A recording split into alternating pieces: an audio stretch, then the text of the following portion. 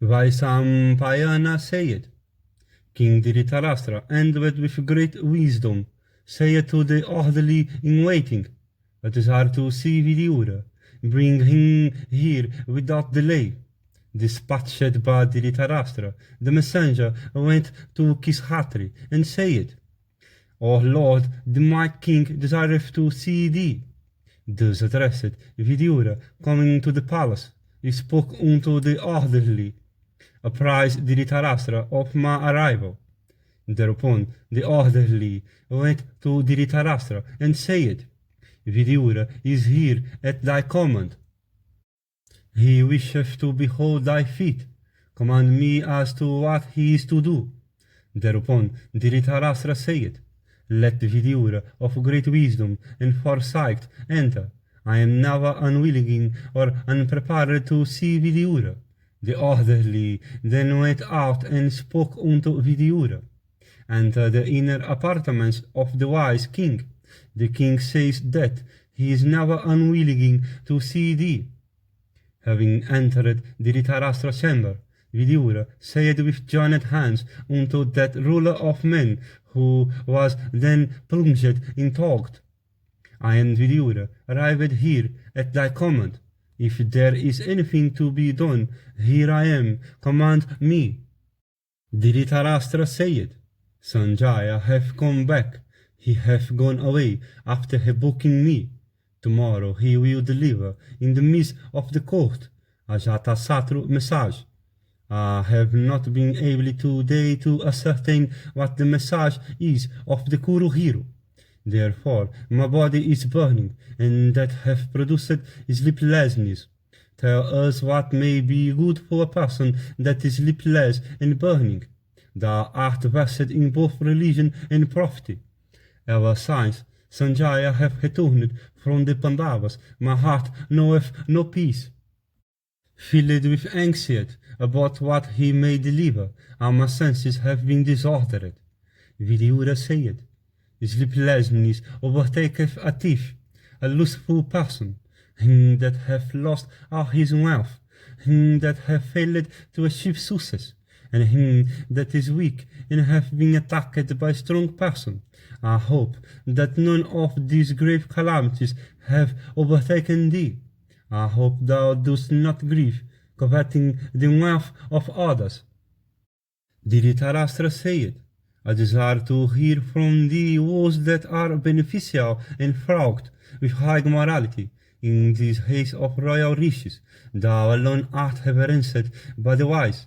Vidura replied, "Graced with every virtue, is worthy of being the sovereign of the three worlds.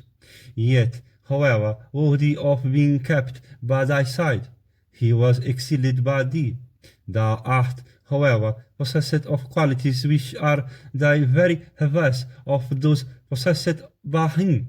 Although virtuous and versed in morality, thou hast yet no right to a share in the kingdom owing to thy loss of sight." In consequence of his inoffensiveness and kindness, his righteousness, love of truth and energy, and his remembering the reverence that is due to thee, Yudhishthira patiently bears innumerable wrongs. Having bestowed on Duryodhana and Suvala son and Karna and Dusasana the management of the empire, how canst thou hope for prosperity? He that is not served from the high ends of life by the aid of self-knowledge, exertion, forbearance, and steadiness in virtue, is called wise. These again are the marks of a wise man: adherence to acts worthy of praise, and rejection of what is blameable, faith and reverence. He whom neither anger nor joy, nor pride, nor false modesty, nor stupefaction, nor vanity can draw away from the high ends of life, is considered as wise. He whose intended acts and proposed counsels remain concealed from foes, and whose acts become known after they have been done, is considered wise.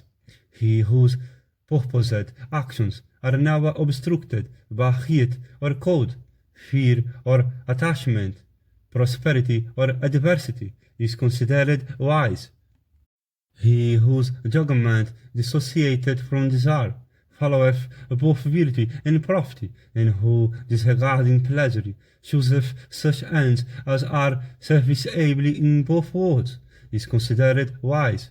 They that exert to the best of their might, and act to the best of their might, and disregard nothing as insignificant, are called wise. He that understandeth quickly, listeneth patiently, pursueth his objects with judgment, and not from desire, and spendeth not his breath on the affairs of others, without being asked, is said to possess the foremost mark of wisdom. They that do not strive for objects that are unattainable, that do not grieve for what is lost and gone, that do not suffer their minds to be clouded amid calamities, are regarded to possess intellects endowed with wisdom. He who striveth, having commenced anything, till it is completed, who never wasteth his time, and who hath his soul under control, is regarded wise.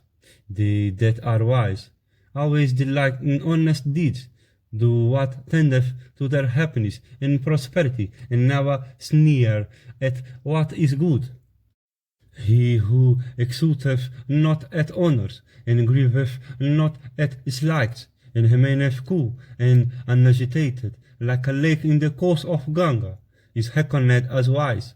That man who knoweth the nature of all creatures, who is cognizant of the connections of all acts, and who is proficient in the knowledge of the means that men may resort to, is reckoned as wise, and who speaketh boldly, can converse on various subjects, knoweth the science of argumentation, possesseth genius, and can interpret the meaning of what is writ in books, is reckoned as wise.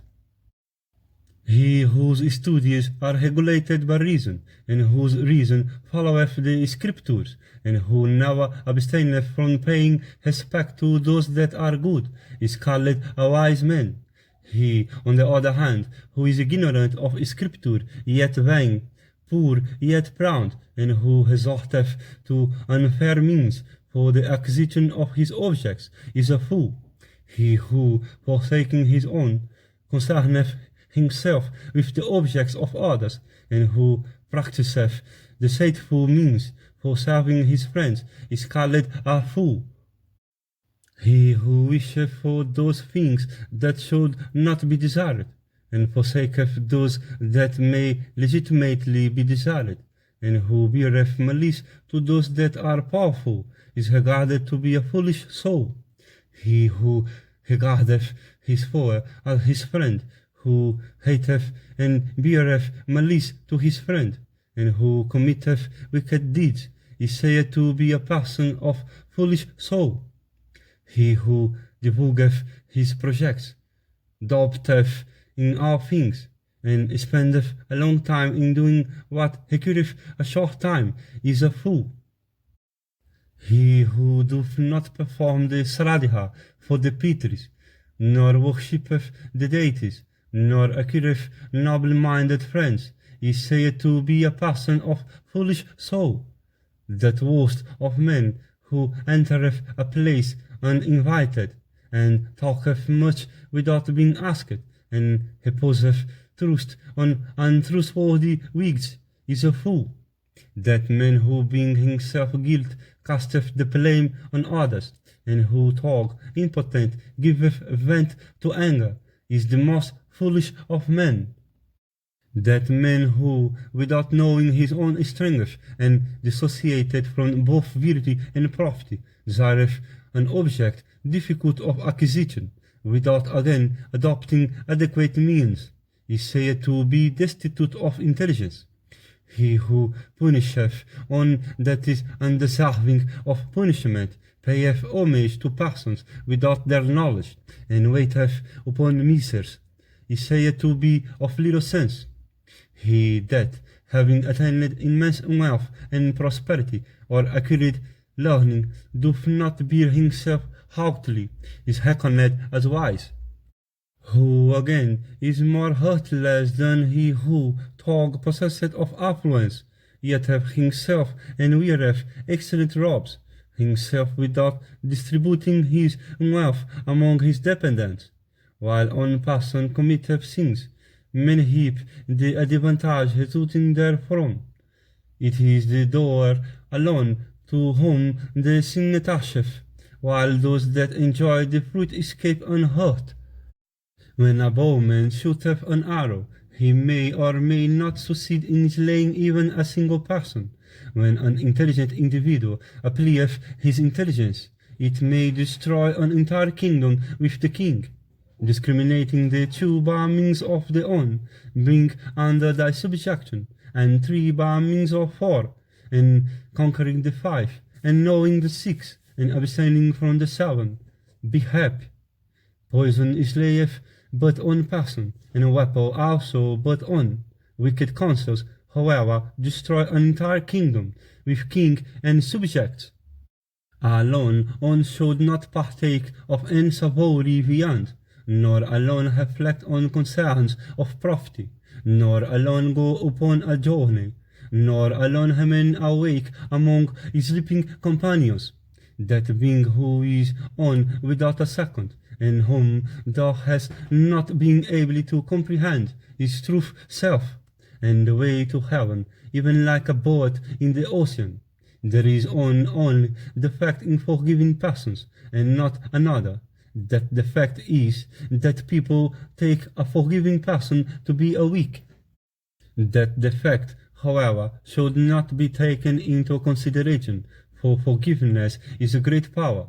Forgiveness is a virtue of the weak, and an ornament of the strong. Forgiveness subdueth in this world. What is there that forgiveness cannot achieve? What can a wicked person do unto him who carrieth the sabre of forgiveness in his hand? Fire falling on a grassless ground is extinguished of itself, and unforgiving individual defileth himself with many enormities. Righteousness is the own highest good, and forgiveness is the own supreme peace. Knowledge is own supreme contentment, and benevolence own sole happiness. Even as a serpent devoureth animals living in holes, the earth devoureth these two. A king who is incompetent to fight, and a Brahmana who doth not sojourn to holy places. A man may attain renown in this world by doing two things: by refraining from harsh speech, and by disregarding those that are wicked. These two have not a will of their own. Those women who covet men simply because the latter are coveted by others of their sex, and that person who worships another simply because the latter is worshipped by others. These two are like sharp thorns afflicting the body, the desires of a poor man, and the anger of the impotent. These two persons never shine because of their incompatible acts. A householder without exertion, and a beggar busied in schemes. These two live in a region higher than heaven itself. A man of power endowed with forgiveness, and poor man that is charitable, of things honestly got. These two must be looked upon as misuse, making gifts to the unworthy, and refusing the worthy. These two should be thrown into the water, tightly binding weights to their necks. A wealth man that doth not give away, and a poor man that is proud. These two can pierce the orb itself of the sun. A mendicant accomplished in yoga, and a warrior that have fallen in open fight. Persons versed in the Vedas have said that men's means are good, middling, and bad. Men also are good, indifferent, and bad. They should, therefore, be respectively employed in that kind of work for which they may be fit. These three cannot have wealth of their own: the wife, the slave, and the son, and whatever may be earned by them must be his to whom they belong. Great fear springeth from these three crimes: theft of others' property, outrage on other wife, and breach with friends. These three, besides being destructive to one's self, are the gates of hell: lust, anger, and covetousness. Therefore, everyone should renounce them. These three should never be forsaken, even in imminent danger. A follower, on who seeks protection, saying, I am thine, and lastly, on who have come to your abode.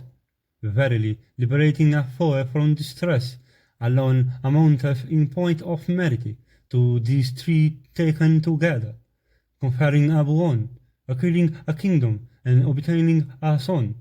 Learned men have declared that a king, although powerful, should never consult with these four: men of small sense, men that are procrastinating, men that are indolent, and men that are flatterers. Crowned with prosperity and leading the life of a householder, let these four dwell with thee: old consanguineous, relatives, high-born persons fallen into adversity, poor friends, and as well as sisters. On being asked by the chief of the Celestials, Vrihaspati, declared four things capable of fructifying or occurring within a single day: the resolve of the gods, the comprehensions of intelligent persons, the humility of learned men, and the destruction of the sinful.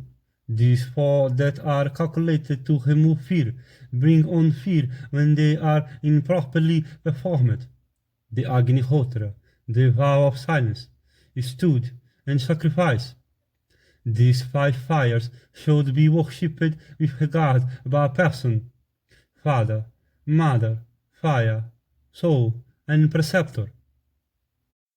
By serving these five, men attain great fame in this world: the gods, the pitris, men, beggars, and guests. These five follow thee wherever thou goest: friends, foes, those that are indifferent, dependants, and those that are entitled to maintenance. Of the five senses beholding to men, if one springeth a leak, then from that single hole runneth out all his intelligence, even like water running out from a perforated leaden vessel. The six vows should be avoided by a person who wisheth to attain prosperity: sleep, drowsiness, fear, anger, indolence, and procrastination. These six should be renounced like a splitting vessel in the sea: a preceptor that cannot expound the scriptures, a priest that is illiterate, a king that is unable to protect, a wife that speaketh disagreeable words, a co-head that doth not wish to go to the field, and a barber that wisheth to renounce a village for the woods. Verily, those six qualities should never be forsaken by men: truth, charity, diligence, benevolence, forgiveness, and patience. These six are instantly destroyed if neglected: kind, service, agriculture, a wife, learning, and the wealth of a Sudra. These six forget those who have bestowed obligations on them: educated disciples, their preceptors, married persons, their mothers, persons whose desires have been gratified, women, they who have achieved success, they who had handled aid, they who have crossed a river, the poet, and patients that have been cured, their physicians. Health, unindebtedness, living at home, companionship with good men, certainty as regards the means of livelihood, and living without fear. These six conduce to the happiness of men. These six are always miserable: the envious, the malicious, the discontented, the irascible, the ever suspicious, and those depending upon the fortunes of others. These six comprise the happiness of men: accrement of wealth, uninterrupted health, a beloved and a sweet-speeched wife, an obedient son, and knowledge that is lucrative. He that succeedeth in gaining the mastery over the six that are always present in the human heart, being thus the master of his senses, never committeth sin, and therefore suffereth calamity. These six may be seen to subsist upon other six: thieves upon persons that are careless, physicians on persons that are ailing, women upon persons suffering from lust, priests upon them that sacrifice, a king upon persons that quarrel, and lastly men of learning upon them that are without it. A king should announce these 7 faults that are productive of calamity, inasmuch as they are able to effect the ruin of even monarchs firmly established. These are women, dice, hunting, drinking, harshness of speech, severity of punishment, and misuse of wealth. These 8 are the immediate indications of a man destined to destruction: hating the Brahmanas, disputes with Brahmanas, appropriation of a Brahmana possessions, taking the life of Brahmana, taking a pleasure in reveling Brahmanas, grieving to hear the praises of Brahmanas, forgetting them on ceremonious occasions, and giving vent to spite when they ask for anything. These transgressions a wise man should understand, and understanding eschew. These 8 are the very cream of happiness, and these all are attainable here: meeting with friends, accession of immense wealth, embracing a son, union for intercourse, conversation with friends in proper times, the advancement of persons belonging to one own path, the acquisition of what had been anticipated, and respect in society.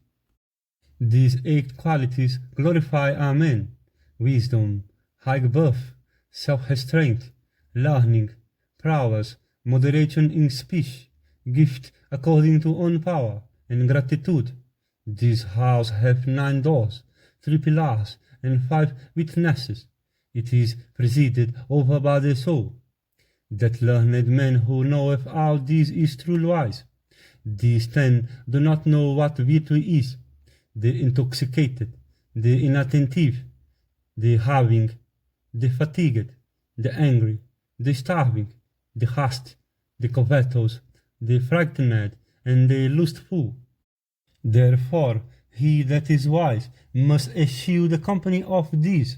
In this connection is cited the old history about what transpired between Suryodhana and the chief of the Asuras in relation to the later son: that king who announceth lust and anger, who bestoweth wealth upon proper recipients, and is discriminating, learned, and active, is regarded as an authority of all men. Great prosperity attends upon that king who knoweth how to inspire confidence in others, who inflicteth punishment on those whose guilt have been proved, who is acquainted with the proper mastery of punishment, and who knoweth when mercy is to be shown. He is a wise person who doth not disregard even a weak foe, who proceeds with intelligence in respect of a foe, anxiously watching for an opportunity, who doth not desire hostilities with persons stronger than himself, and who displayeth his prowess in season. That illustrious person who doth not grieve when a calamity hath already come upon him, who exerteth with all his senses collected, and who patiently beareth misery in season, is certainly the foremost of persons, and all his foes are vanquished.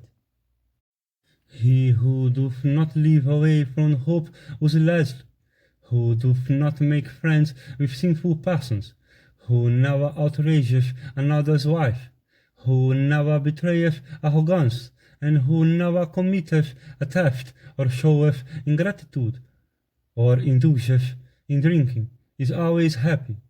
He who never boastful striveth to attain the 3 objects of human pursuit, who, when asked, telleth the truth, who quarrelleth not even for the sake of friends, and who never becometh angry talk is liked, is reckoned as wise. He who beareth not malice towards others, but is kind to all who, being weak, disputeth not with others, who speaketh not arrogantly, and forgetteth a quarrel, is praised everywhere. That man who never assumeth a haughty mien, who never censureth others, praising himself the while, and never addresseth harsh words to others, forgetting himself, is ever loved by all.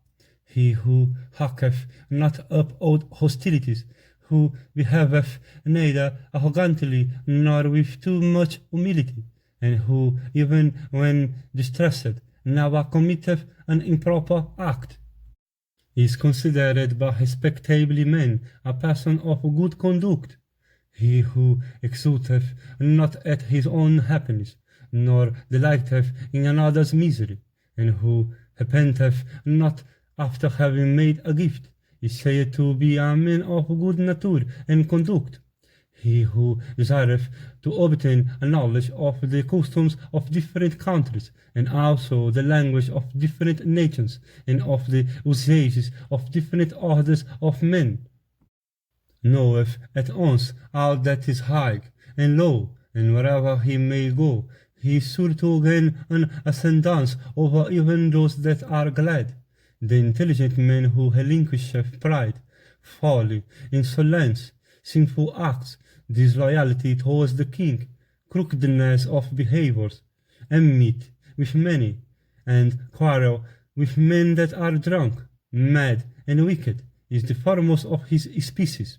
The very gods bestow prosperity upon him who daily practiseth self-restraint, purification, auspicious rites, worship of the gods, expiatory ceremonies, and other rites of universal observance. The acts of that learned man are well conceived and well applied, who formeth matrimonial alliances with persons of equal position, and not with those that are inferior, who placeth those before him that are more qualified, and who talketh, behaveth, and maketh friendships with persons of equal position. He who eateth frugal after dividing the food amongst his dependants, who sleepeth little after working much, and who, when solicited, giveth away even unto his foes, hath he so under control, and calamities always keep themselves aloof from him. He whose counsels are well kept and well carried out into practice, and whose acts in consequence thereof are never known by others to injure men, succeedeth in securing even his most trifling objects. He who is intent upon abstaining from injury to all creatures, who is truthful, gently, charitably, and poor in mind, shineth greatly among his kinsmen like a precious gem of the purest ray, having its origin in an excellent meaning. That man who feeleth shame, even though his faults be not known to any save himself, is highly honoured among all men, possessed of a pure heart and boundless energy, and abstracted within himself. He shineth in consequence of his energy like the very sun. King Pandu, consumed by a curse, had 5 sons born unto him in the woods, that are like 5 Indras. Thou hast brought up those children and taught them everything. They are obedient to thy commands, giving them back their just share of the kingdom. Filled with joy, be thou happy with thy sons. Then thou shalt inspire confidence in both the gods and men. Dhritarastra said, Tell me what may be done by a person that is sleepless and burning with anxieties. For thou alone among us art vested in both religion and prophecy. Advise me wisely. Tell me what is thou deemest to be beneficial for Ajatasattu, and what is productive of good to the Kurus. Apprehending future evils, I look back on my previous guilt. I ask thee with anxious heart. Tell me what is exactly in Ajatasattu's mind. Vidura said, even if unasked, one should speak truly, whether his words be good or bad, hateful or pleasing, unto him whose defeat one doth not wish. I shall therefore say what is for the good of the chorus. I shall say what is both beneficial and consistent with morality. Listen to me. Do not set the heart upon means of success that are unjust and improper. A man of intelligence must not grieve if any purpose of his doth not succeed, notwithstanding the application of fair and proper means. Before one engageth in an act, one should consider the competence of the agent, the nature of the act itself, and its purpose, for our acts are dependent on these. Considering these, one should begin an act, and not take it up on a sudden impulse. He that is wise should either do an act or desist from it full, considering his own ability, the nature of the act, and the consequence also of success. The king who knoweth not proportion or measure as regards territory, gain, loss, treasury, population, and punishment cannot retain his kingdom long. He, on the other hand, who is acquainted with the mysteries of these as prescribed in treatises, being necessarily possessed of the knowledge of religion and prophecy, can retain his kingdom. As the stars are affected by the planets, so is this world affected by the senses, when they are directed and controlled to their respective objects. Like the moon during the lighted fortnight, calamities increase in respect of him who is vanquished by the five senses in their natural state, which ever lead him towards various acts. He who wisheth to control his conselhos before controlling his own self, or to subdue his adversaries before controlling his conselhos, at last succumbs, deprived of strength. He, therefore, who first subdueth his own self, regarding it as a foe, never faileth to subdue his conselhos and adversaries. At last, great prosperity waiteth upon him who hath subdued his senses, or controlled his soul, or who is capable of punishing our offenders, or who acteth with judgment, or who is blessed with patience. On body is on car, the soul within is the driver, and the senses are its steeds. Drawn by those excellent steeds, when well trained, he that is wise pleasantly performeth the journey of life, and awake in peace. The horses that are unbroken and incapable of being controlled always lead an unskillful driver to destruction in the course of the journey. So on senses unsubdued lead on to destruction. The inexperienced wicked, who, led by his unsubdued senses, hopeth to extract evil from good and good from evil, necessarily confoundeth misery with happiness. He who, forsaking religion and prophecy, followeth the lead of his senses, loseth without delay prosperity, life, wealth, and wife. He who is the master of riches, but not of his senses, certainly loseth his riches in consequence of his want of mastery over his senses. One should seek to know oneself by means of oneself, controlling own mind, intellect, and senses, for oneself is own friend as it is own foe. That man who hath conquered self by means of self have his self for a friend, for oneself is our own friend or foe. Desire and anger break through wisdom, just as a large fish breaks through a net of thin cords. He who in this world, regarding both religion and prophecy, seeketh to acquire the means of success, winneth happiness, possessing all he had sought.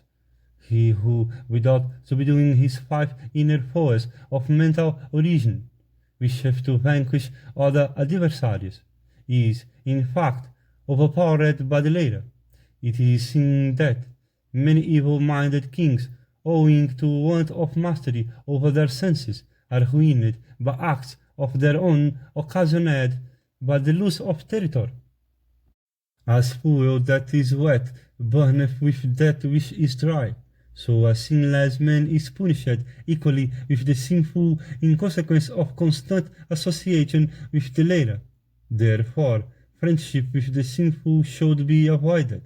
He that, from ignorance, faileth to control his 5 great foes, having 5 distinct objects, is overwhelmed by calamities, guilelessness and simplicity, purity and contentment, sweetness of speech and self-restraint, truth and steadiness. These are never the attributes of the wicked. Self-knowledge and steadiness, patience and devotion to virtue, competence to keep counsels and charity, these never exist in inferior men. Fools seek to injure the wise by false reproaches and evil speeches. The consequence is that by these they take upon themselves the sins of the wise, while the latter, freed from their sins, are forgiven. In malice lieth the strength of the wicked, in criminal code the strength of kings, in attentions of the weak and of women, and in forgiveness that of the virtuous. To control speech is said to be most difficult. It is not easy to hold a long conversation uttering words full of meaning and delightful to the hearers. Well-spoken speech is productive of many beneficial results, and ill-spoken speech is the cause of evils. A forest pierced by arrows or cut down by hatchets may again grow, but unhurt, wounded, and censured by ill-spoken words never recovereth. Weapons such as arrows, bullets, and bearded darts can be easily extracted from the body, but a worthy dagger plunged deep into the heart is incapable of being taken out. Worthy arrows are shot from the mouth, smitten by them on grievous day and night. A learned man should not discharge such arrows, for do they not touch the very vitals of others? He, to whom the gods ordain defeat, hath his senses taken away, and it is for this that he stoppeth to ignoble deeds. When the intellect becometh dim, and destruction is nigh, wrong, looking like right, firmly sticketh to the heart, thou dost not clearly see it. That clouded intellect hath now possessed thy sons in consequence of their hostility to the Pandavas, and with every auspicious mark, and deserving to rule the 3 worlds, Yudhishthira is obedient to thy commands. Let him rule the earth to the exclusion of all thy sons. Yudhishthira is the foremost of all thy heirs, endowed with energy and wisdom, and acquainted with the truth of religion and prophecy. Yudhishthira, that foremost of righteous men, hath suffered much misery out of kindness and sympathy in order to preserve thy reputation. Dhritarastra said, tell me again words such as these, consistent with religion and prophecy. My thirst for hearing them is not quenched. What thou sayest is charming. Vidura said, absolution in all the holy places and kindness to all creatures, these 2 are equal. Perhaps kindness to all creatures surpasseth the former. Show kindness unto all thy sons, for by that, winning great fame in this world, thou wilt have heaven hereafter. As long as a man's good deeds are spoken of in this world, so long is he glorified in heaven. In this connection is cited an old history about the conversation between Virokhanna and Sudhihanvan, both suitors for Kesini's hand. Once on a time, there was a maiden of the name of Kesini, unrivaled for beauty, moved by the desire of obtaining a good husband. She resolved to shoot her lord in Sivayamvara. Then one of the sons of Diti, Virokhanna by name, went to that spot, desirous of obtaining the maiden. Beholding that chief of the deities, Kesini addressed him, saying, "Are Brahmanas superior, or are the sons of Diti superior? And why should not Sudhihanvan sit on the sofa?" Virokhanna said, "Sprung from Prajapati himself, we are the best and at the top of our creatures, and this wood is ours without doubt. Who are the gods, and who are the Brahmanas?" Kesini said, "We will stay here in this very pavilion. Sudhihanvan will come here on the morrow, and let me see both of you sitting together." Virokhanna said, "I will do what thou sayest. Thou wilt behold Sudhihanvan and myself meet together in the morning." When the night had passed away and the solar disk had risen, Sudhihanvan came to that place where Virokhanna was waiting with Kesini, and Sudhihanvan saw there both Prahlada's son and Kesini, and beholding the Brahmana arrived, Kesini, rising up from hers, offered him a seat, whether to wash his feet and arghya. And asked by Virokhanna, Sudhihanvan said, "I touch thy excellent golden seat. I cannot, however, suffer myself to be regarded as thy equal, and sit on it with thee." Virokhanna said, "A piece of wooden plank, an animal skin, or a mat of grass or straw, these only are fit for thee. Thou deservest not, however, the same seat with me." Sudhihanvan said, "Father and son, Brahmanas of the same age and equal learning, two Kshatriyas, two Vaisyas, and two Sudras can sit together on the same seat. Except these, no others can sit together. Your father used to pay his regards to me, taking a seat lower than that occupied by me. Thou art a child, brought up in every luxury at home, and thou understandest nothing."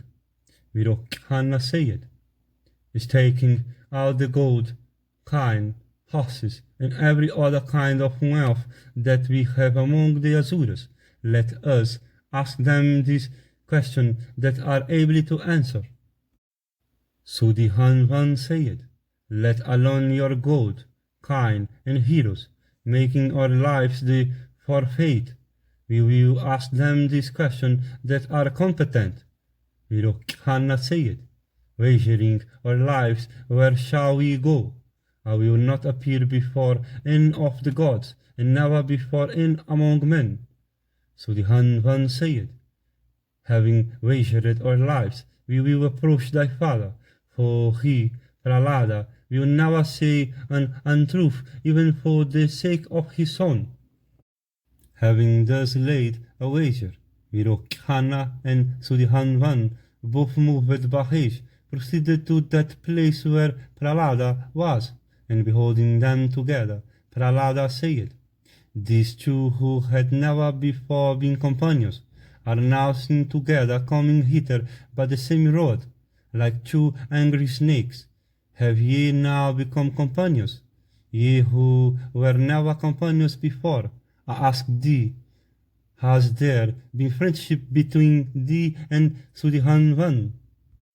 Virokhanna said, "There is no friendship between me and Sudhihanvan.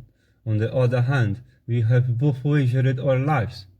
I shall ask thee a question. Do not answer it untruly." Prahlada said, "Let water and honey and curds be brought for Sudhihanvan. Thou deservest our worship. A white and fat cow is ready for thee." Sudhihanvan said, "Water and honey and curds have been presented to me on my way hither. I shall ask thee a question, Prahlada. Answer it truly. Are Brahmana superior, or is Virokhanna superior?" Prahlada said, This one is my own son, thou art present here in person. How can one like us answer a question about which ye two have quarrelled? Sudhihan said, Give unto thy son thy kind and other precious wealth that thou mayest have. Thou shouldst declare the truth when we two are disputing about it. Prahlada said, How doth that misuser of his tongue suffer, who answereth not truly, but falsely? A question that is put to him. I ask thee this. Sudhihan said, The person that misuseth his tongue suffers like the deserted wife, who pineth at night, beholding her husband sleeping in the arms of a co-wife, like a person who hath lost at dice, or who is weighed down with an unbearable load of anxieties. Such a man hath to stay, starving outside the city gate, into which his admission is barred. He that giveth false evidence is destined to always find his foes. He that speaketh a lie on account of an animal casteth down from heaven 5 of his sires of the ascending order. He that speaketh a lie on account of a cow casteth down from heaven 10 of his ancestors. A lie on account of a horse causeth the downfall of 100, and a lie on account of a human being the downfall of 1,000 of own sires of the ascending order. An untruth on account of God ruineth the members of own race, both born and unborn, while an untruth for the sake of land ruineth everything. Therefore never speak an untruth for the sake of land. Prahlada said, Angiras is superior to myself, and Sudhihan is superior to thee. Mother of Sudhihan is superior to thy mother. Therefore thou hast been defeated by Sudhihan. This Sudhihan is now the master of thy life. I wish that thou shouldst grant Virokkhana his life. Sudhihan said, Sighs, thou hast preferred virtue and hast not, from temptation, said an untruth. I grant thy son his life that is dear to thee. So here is thy son Virokkhana, restored by me to thee. He shall, however, have to wash my feet in the presence of the maiden Kesini. For these reasons, it behoveth thee not to say an untruth for the sake of land, saying an untruth from affection for thy son, hasten not to destruction with all thy children and consolers.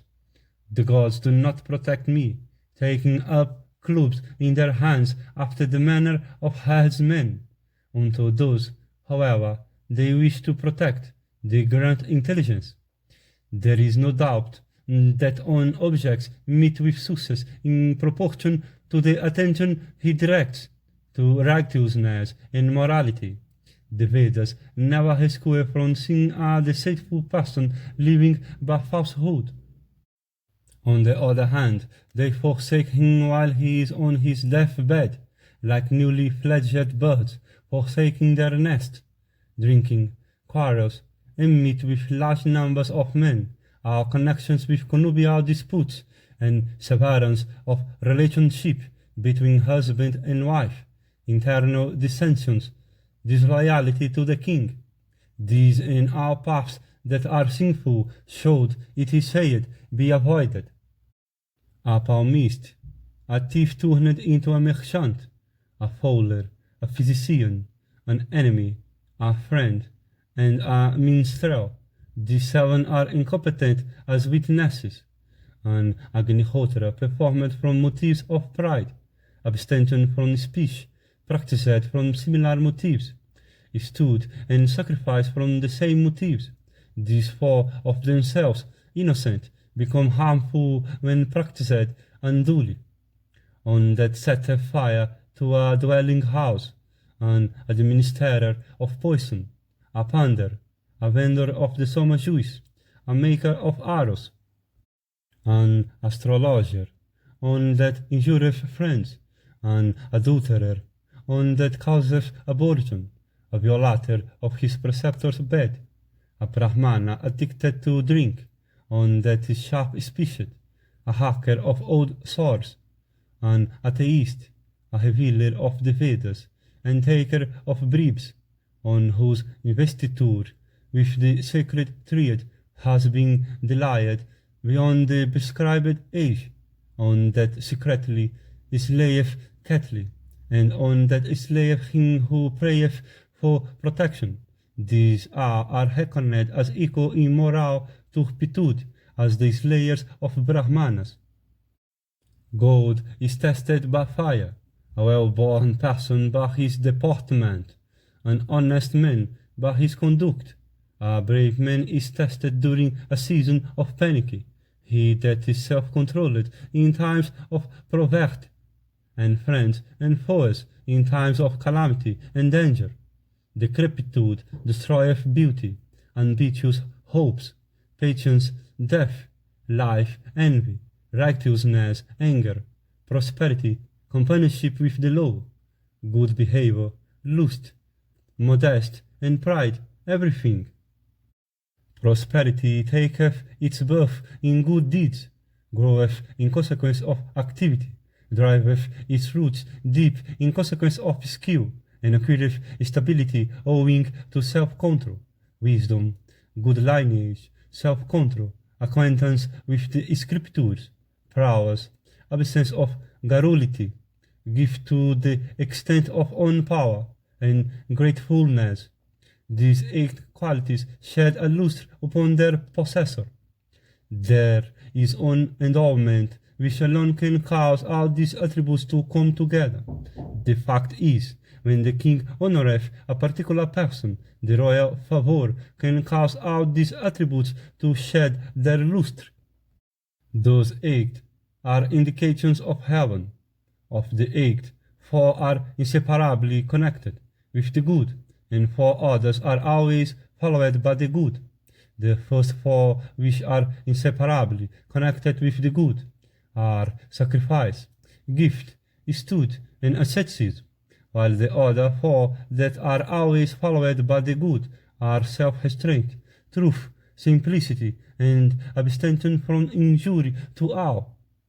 Sacrifice, study, charity, asceticism, truth, forgiveness, mercy, and contentment constitute the 8 different paths of righteousness. The first 4 of these may be practiced from motives of pride. The last 4 can exist only in those that are truly noble. That is no assembly where there are no old men, and they are not old who do not declare what morality is. That is not morality which is separated from truth, and that is not truth which is fraught with deceit. Truth, beauty, acquaintance with the scriptures, knowledge, high birth, good behavior, strength, wealth, bravery, and capacity for varied talk, these 10 are of heavenly origin. A sinful person, by committing sin, is overtaken by evil consequences. A virtuous man, by practicing virtue, he attaineth great happiness. Therefore, a man hastily resolved should abstain from sin. Sin repeatedly perpetrated destroyeth intelligence, and the man who hath lost intelligence repeatedly committeth sin. Virtue repeatedly practised enhanceth intelligence, and the man whose intelligence hath increased repeatedly practiseth virtue. The virtuous man, by practising virtue, goeth to regions of blessedness. Therefore, a man should firmly resolve practising virtue. He that is envious, he that injureth others deeply, he that is cruel, he that constantly quarreleth, he that is deceitful, soon meeteth with great misery for practising these things. He that is not envious and is possessed of wisdom, by always doing what is good, never meeteth with great misery, On the other hand, he shineth everywhere. He that draweth wisdom from them that are wise is real learned and wise. And he that is wise, by attending to both virtue and profit, succeedeth in attaining to happiness. Do that during the day which may enable thee to pass the night in happiness, and do that during 8 months of the year which may enable thee to pass the season of rains happily. Do that during youth which may ensure a happy old age, and do that during thy whole life here which may enable thee to live happily hereafter. That wise prize that food which is easily digested, that wife whose youth have passed away, that hero who is victorious, and that ascetic whose efforts have been crowned with success. The gap that is sought to be filled by wealth acquired wrongfully remaineth uncovered, while new ones appear in other places. The preceptor controlleth them whose souls are under their own control. The king controlleth persons that are wicked, while they that sin secretly have their controller, Inyama, the son of Vivasvat. The greatness of riches, of river banks, of high-souled men, and the cause of human wickedness cannot be ascertained.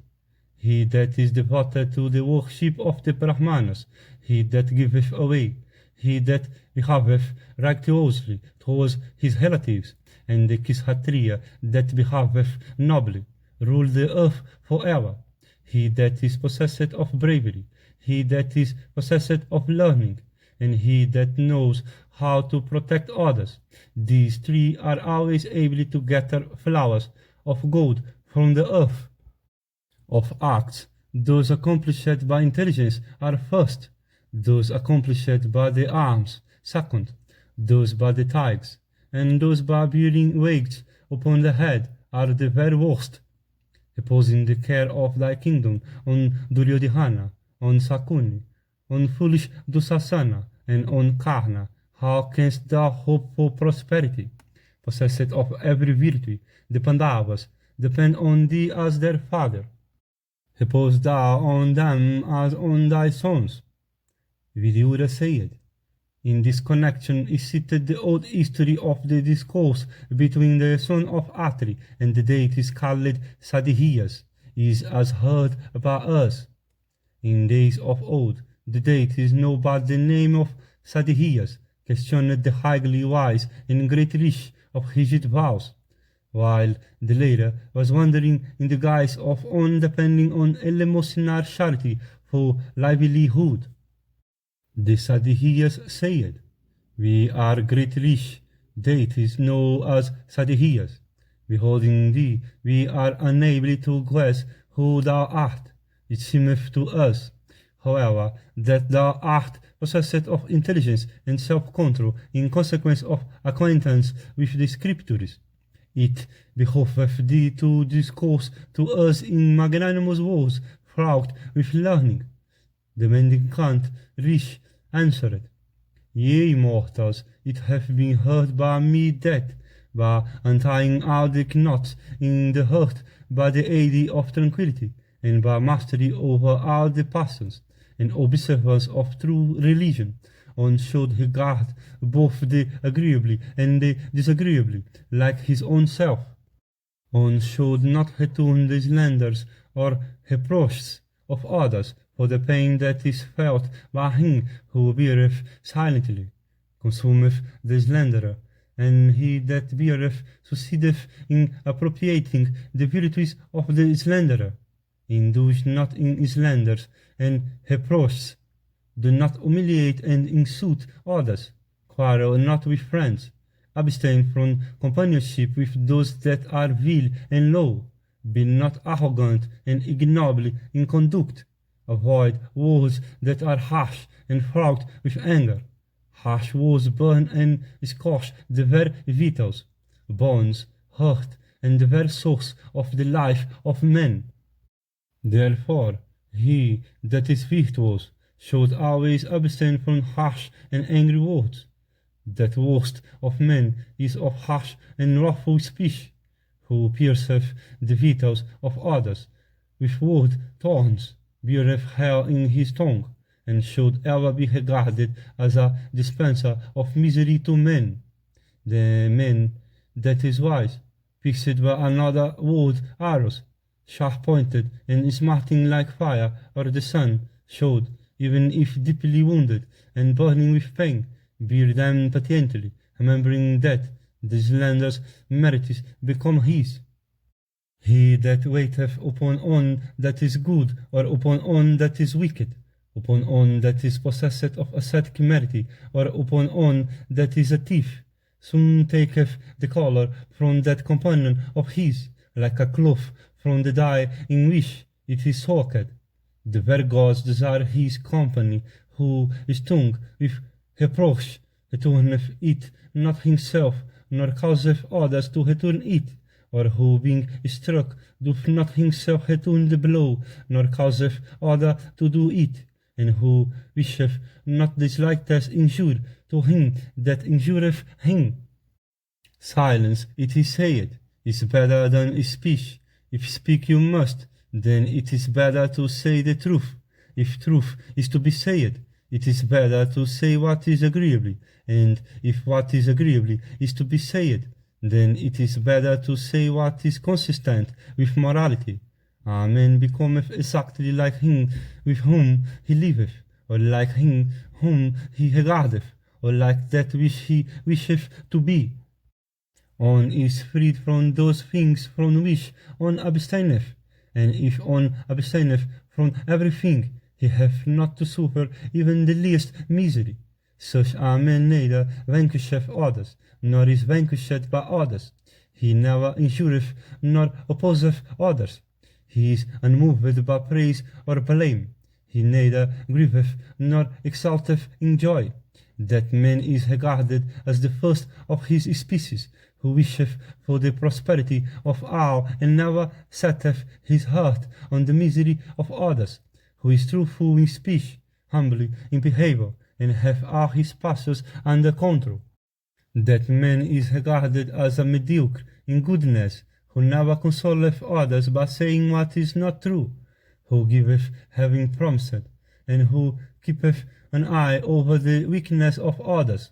These, however, are the indications of a bad man: incapacity to be controlled, liability to be afflicted by dangers, promises to give way to wrath, ungratefulness, inability to become another's friend, and wickedness of heart.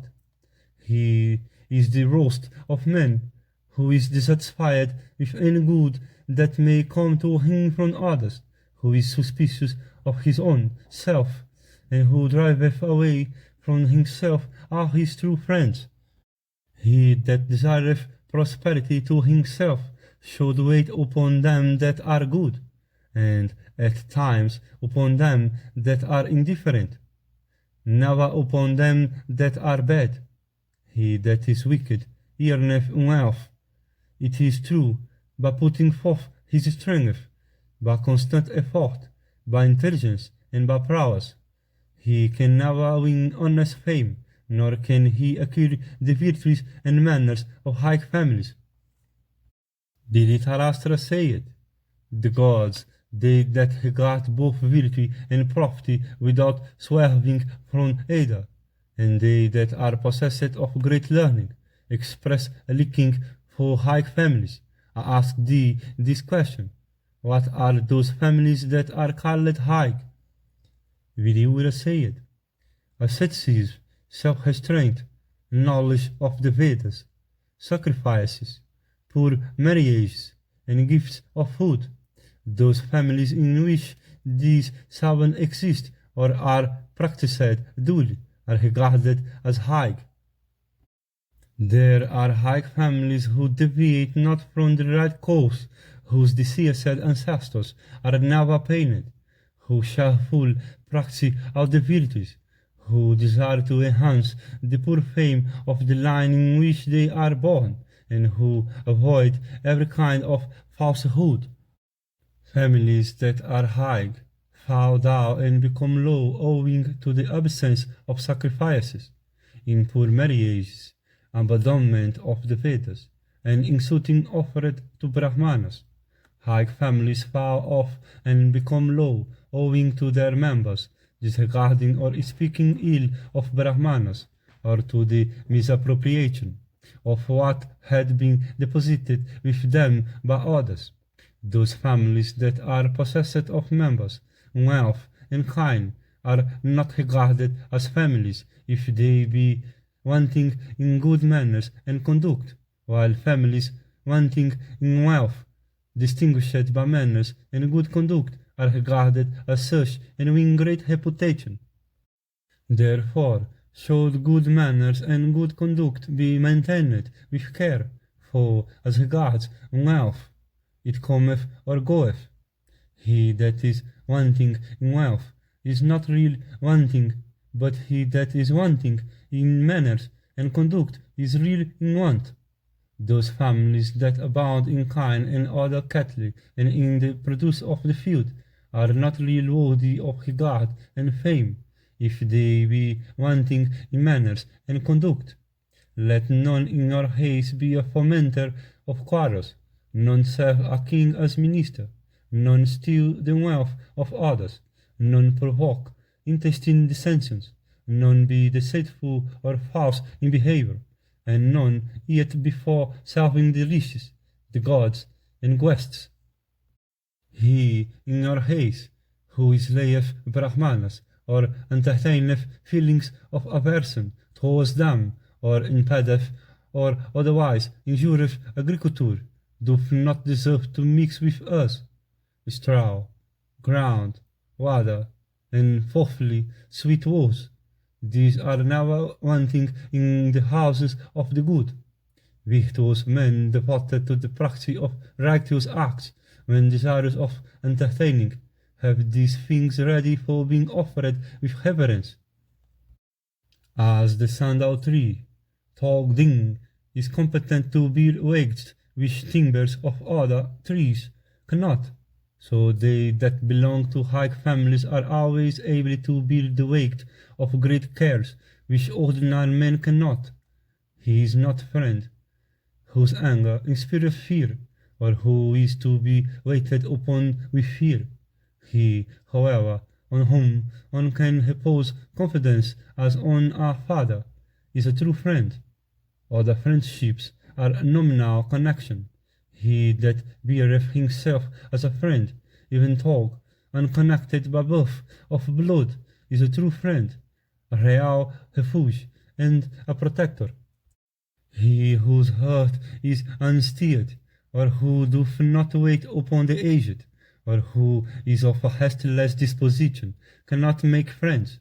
Success forsaketh the person whose heart is unsteered, or who hath no control over his mind, or who is a slave of his senses, like swans forsaking a tank whose waters have dried up. They that are of weak minds suddenly give way to anger, and are gratified without sufficient cause. They are like clowns that are so inconstant. The very birds of prey abstain from touching the dead bodies of those who, having been served and benefited by friends, show ingratitude to the latter. Beest thou poor, or beest thou rich, thou shouldst honor thy friends, until some service is asked. The sincerity or otherwise of friends cannot be known. Sorrow killeth beauty, sorrow killeth strength, sorrow killeth the understanding, and sorrow bringeth on disease. Grief, instead of helping the acquisition of its object, drieth up the body, and maketh on foes glad. Therefore, do not yield to grief. Men repeatedly die and are reborn. Repeatedly they wither away and grow. Repeatedly they ask others for help, and they themselves are asked for help. Repeatedly they lament and are lamented. Happiness and misery, plenty and want, gain and loss, life and death, are shared by all in due order. Therefore, he that is self-controlled should neither exult in joy, nor happy in sorrow. The six senses are always restless, through the most predominant on amongst them. On understanding escapeth in proportion to the strength it assumes, like water from a pot through its holes. Dhritarastra said, King Yudhishthira, who is like a flame of fire, has been deceived by me. He will surely exterminate impatiently all my wicked sons. Everything, therefore, seems to me to be fraught with danger, and my mind is full of anxiety. Tell me such words as may dispel my anxiety. Vidura said, in nothing else than knowledge and asceticism, in nothing else than restraining the senses, in nothing else than complete abandonment of avarice, do I see thy good. Fear is dispelled by self-knowledge, by asceticism, on winneth what is great and valuable, by waiting upon superiors, learning is acquired, and peace is gained by self-restraint. They that desire salvation without having acquired the merit attainable by gifts, or that which is attainable by practicing the ritual of the Vedas, do not sojourn through life, freed from anger and aversion. The happiness that may be derived from a judicious course of study, from abately fogged virtuosely, from ascetic austerities performed hastily, always increaseth at the end. They that are no longer in peace with their relatives obtain no sleep even if they have a cause to well-made beds, nor do they derive any pleasure from woman, or the laudatory hymns of bards and eulogists. Such persons can never practice virtue. Happiness can never be theirs in this world. Honors can never be theirs, and peace have no charm for them. Counsels that are for their benefit please them not. They never acquire what they have not, nor succeed in attaining what they have. There is no other end for such men save destruction. As milk is possibly in kind, asceticism in Brahmanas, and inconstance in woman, so fear is possibly from relatives. Numerous thin threads of equal length, collected together, are competent to bear, from the strength of numbers, the constant rolling of the shuttlecock over them. The case is even so with relatives that are good, separated from one another. Burning brands produce only smoke, but brought together they blaze forth into a powerful flame. The case is even so with relatives. They who tyrannize over Brahmanas, women, relatives, and kind soon fall off their stalks, like fruits that are heaped.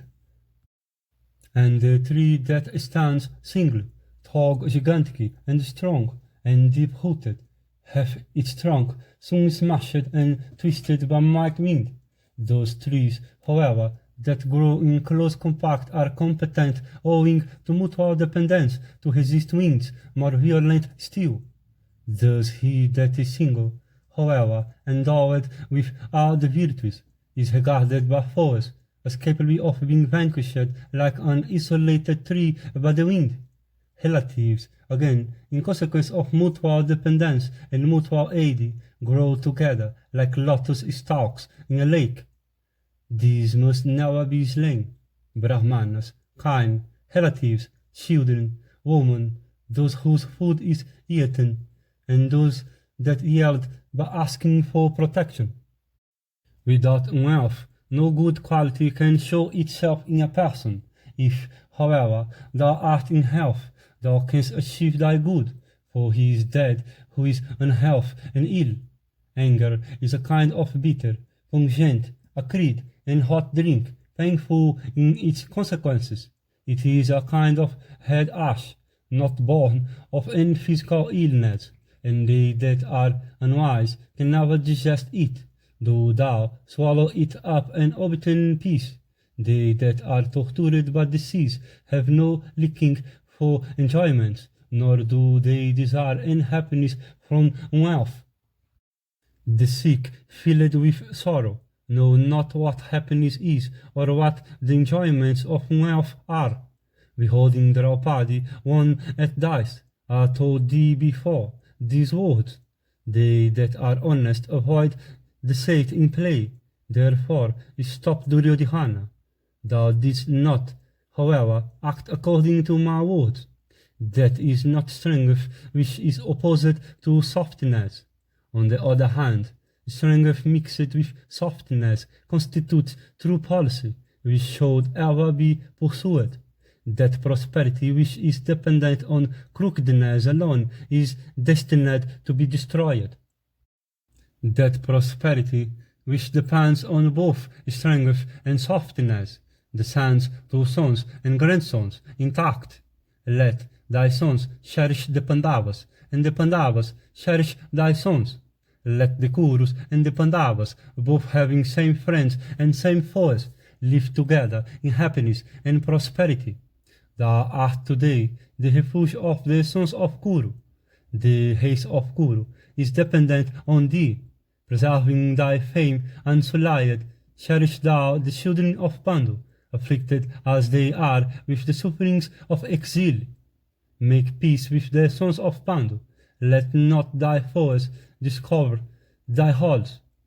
They all are devoted to truth. Withdraw Duryodhana from his evil ways. Vidura said, Manu, the son of the self-created, hath spoken of the following 7 and 10 kinds of men, as those that strike and pit space with their fists, or seek to bend the vapory bow of Indra in the sky, or desire to catch the intangible rays of the sun.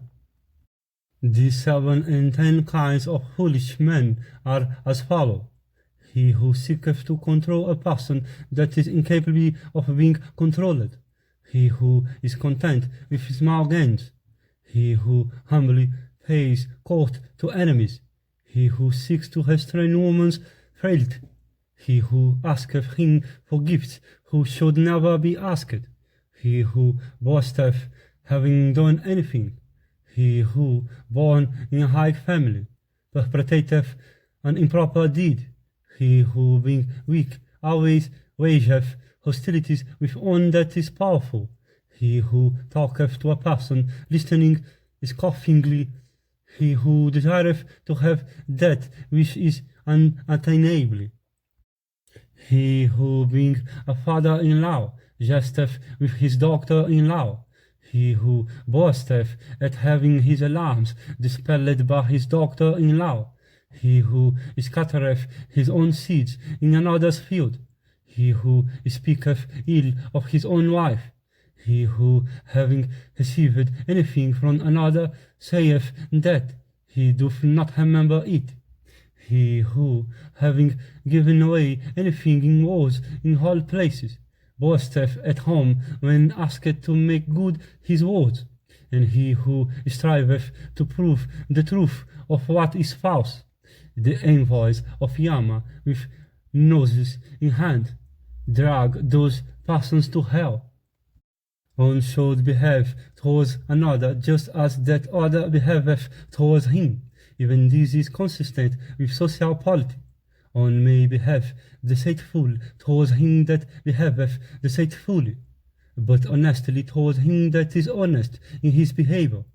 Old age killeth beauty, patience, hope, death, life, the practice of virtue, worldly enjoyments, lust, modest, companionship with the wicked, good behavior, anger, prosperity, and pride, everything. The Dhritarastra said, men have been spoken of in all the Vedas as having 100 years of the period of his life. For what reason, then, do not all men attain the allotted period? Vidura said, excess of pride, excess in speech, excess in eating, anger, the desire of enjoyment, and intestine dissensions. These are 6 sharp swords that cut off the period of life allotted to creatures. It is these which kill men, and not death. Knowing this, blessed be thou.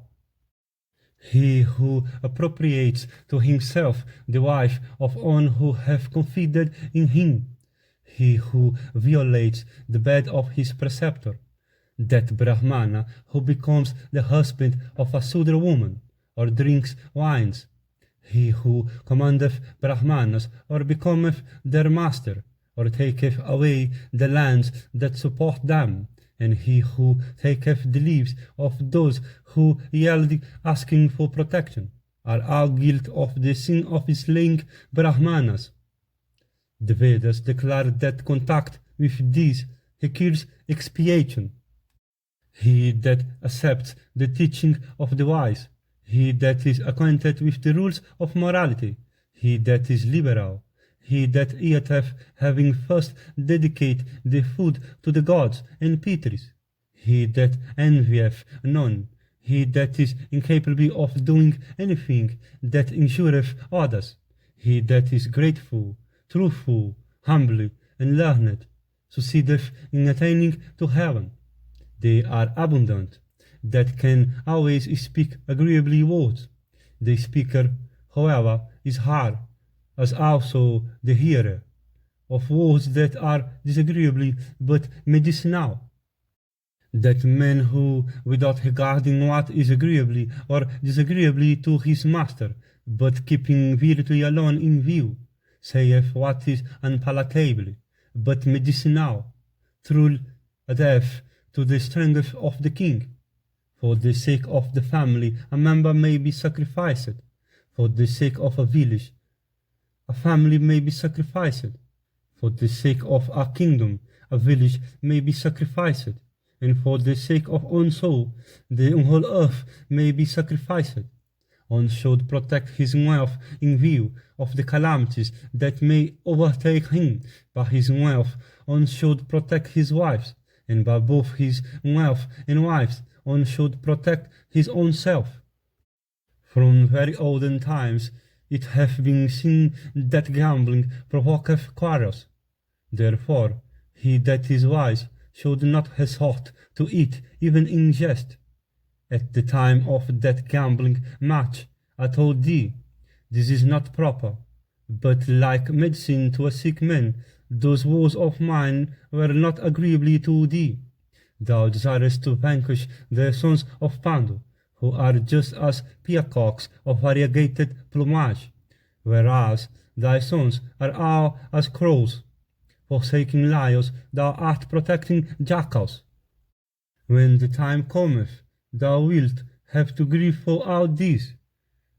That master who doth not give vent to his displeasure with devoted servants, zealously pursuing his good, enlisteth the confidence of his servants. In fact, the latter adhere to him even in distress, by confiscating the grants to own servants, or stopping their pay. One should not seek to amass wealth, for even affectionate consolers, deprived of their means of life and enjoyment, turn against him and leave him. Reflecting first on our intended acts, and adjusting the wages and allowances of servants with his income and expenditure, a king should make proper alliances, for there is nothing that cannot be accomplished by alliances. That officer who, full understanding the intentions of his royal master, dischargeth all duties with alacrity, and who is respectably himself and devoted to his master, always telleth what is for his master good, and who is full acquainted with the extent of his own might, and with that also of those against whom he may be engaged, should be regarded by the king as his second self. That servant, however, who commanded disregardeth the later injunctions, and who, enjoined to do anything, refuseth to submit, proud as he is of his own intelligence, and given to arguing against his master, should be got rid of without the least delay. Men of learning say that a servant should be endowed with these 8 qualities: absence of pride, ability, absence of procrastination, kindness, cleanliness, incorruptibility, both in a family free from the taint of disease and wakefulness of speech. No man should confidently enter an enemy's house after dusk, even with Nazi. One should not at night look in the yard of another's premises, nor should one seek to enjoy a woman to whom the king himself might make love. Never set thyself against the decision to which a person hath arrived, who keepeth low company, and who is in the habit of consulting how he meeteth. Never tell him, I do not believe thee, but assigning some reason, send him away on a pretext. A king who is exceedingly merciful, a woman of lewd character, the servant of a king, a son, a brother, a widow, having an infant son, on serving the arm, and one that hath suffered great losses, should never be engaged in pecuniary transactions of lending or borrowing. These 8 qualities shed a lustre on men: wisdom, high lineage, acquaintance with the scriptures, self-restraint, prowess, moderation in speech, gift to the extent of one's power, and gratefulness. These high qualities are necessarily brought together by one only by gifts.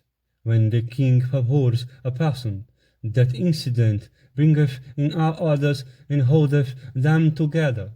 He that performeth ablutions winneth these 10: strength, beauty, a clear voice, capacity to utter all the alphabetical sounds, delicacy of touch, fineness of assent, cleanliness, gracefulness, delicacy of limbs, and beautiful woman.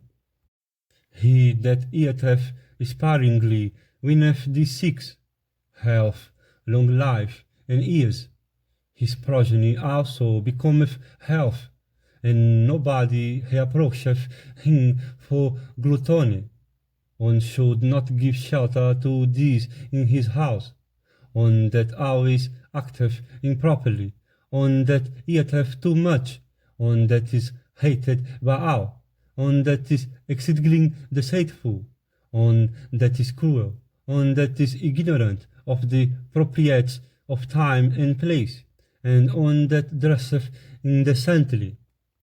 A person, however distressed, should never solicit a miser for alms, or one that speaketh ill of others, or one that is unacquainted with the Sihastras, or a dweller in the woods, or one that is cunning, or one that doth not regard persons worthy of regard, or one that is cruel, or one that habitually quarrels with others, or one that is ungrateful. A person should never wait upon these 6 worst of men: one that is a fool, one that always errs, one that is wedded to falsehood, one that is waiting in devotion to the gods, one that is without affection, and one that always regards himself competent to do everything. One's purposes depend on means, and means are dependent, again, on the nature of the purposes. They are intimately connected with each other, so that success depends on both. Begetting sons and handling them independent by making some provision for them and bestowing maiden daughters on eligible persons. One should retire to the woods and desire to live as a money. One should, for obtaining the favors of the Supreme Being, do that which is for the good of all creatures, as also for his own happiness. For it is this which is the root of the success of our own objects. What anxiety hath he for a livelihood that hath intelligence, energy, prowess, strength, alacrity, and perseverance? Behold the evils of a rupture with the Pandavas, which wound Sadidan, the very gods, with Sakra. These are, first, enmity between them that are all thy sons; secondly, a life of a continued anxiety. Thirdly, the loss of the fair fame of the chorus, and lastly, the joy of those that are thy enemies. The wrath of Bhisma, of Drona, and the king Yudhishthira will consume the whole world, like a comet of large proportions, falling transversely on the earth. Thy 100 sons in Karna and the sons of Pandu can together rule the vast earth with the belt of the seas. The Dhritarastras constitute a forest, of which the Pandavas are, I think, tigers. Do not cut down that forest with its tigers. Let not the tigers be driven from that forest. There can be no forest without tigers, and no tigers without a forest. The forest shelters the tigers, and the tigers guard the forest. They that are sinful never seek so much to ascertain the good qualities of others as to ascertain their faults. He that desires the highest success in all matters connected with worldly profit should from the very beginning practice virtue, for true profit is never separated from heaven. He whose soul hath been dissociated from sin and firmly fixed on virtue hath understood all things in their natural and advantageous states. He that followeth virtue, profit, and desire in proper seasons obtaineth both here and hereafter a combination of all three. He that restraineth the force of both anger and joy, and never loseth his senses under calamities, winneth prosperity. Men are said to have 5 different kinds of strength. Of these, the strength of arms is regarded to be of the most inferior kind. Blessed be thou. The acquisition of good conselhos is regarded as the second kind of strength. The wise have said that the acquisition of wealth is the third kind of strength. The strength of birth, which one naturally acquireth from one's sires and grandsires, is regarded as the fourth kind of strength. That, however, about which all these are one, and which is the foremost of all kinds of strength, is called the strength of the intellect, having provoked the hostility of a person who is capable of inflicting great injury on a fellow creature. One should not gather assurance from the thought that one liveth at a distance from the other. Who that is wise that can place his trust on women, kings, serpents, his own master, enemies, enjoyments, and period of life? There are no physicians nor medicines for one that hath been struck by the arrow of wisdom. In the case of such a person, neither the mantras of Homer, nor auspicious ceremonies, nor the mantras of the Atharva Veda, nor any of the antidotes of poison are of any efficacy. Serpents, fire, lions, and consanguineous relatives, none of these should be disregarded by men. All of these are possessed of great power. Fire is a thing of great energy in this world. It looketh in wood, and never consumeth it till it is ignited by others. That very fire, when brought out by friction, consumeth by its energy not only wood in which it lurketh, but also an entire forest and many other things. Men of high lineage are just like fire in energy, endowed with forgiveness. They betray no outward symptoms of wrath, and are quiet like fire in wood. Thou, with thy sons, art possessed of the virtue of creepers, and the sons of Pandu are regarded as sala trees.